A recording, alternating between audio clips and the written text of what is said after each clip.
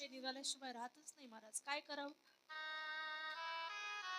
जगले महाराज. थोडे दिवस आले आपल्यामध्ये आणि अशी एक चाहूल मनाला लावून गेले बाबा की आजही त्यांची आठवण येते. आम्ही कुठे पंक्तीमध्ये जाऊ, आज प्रत्येक लहान लहान लेकरांच्या मुखामध्ये त्यांचं नाव आहे.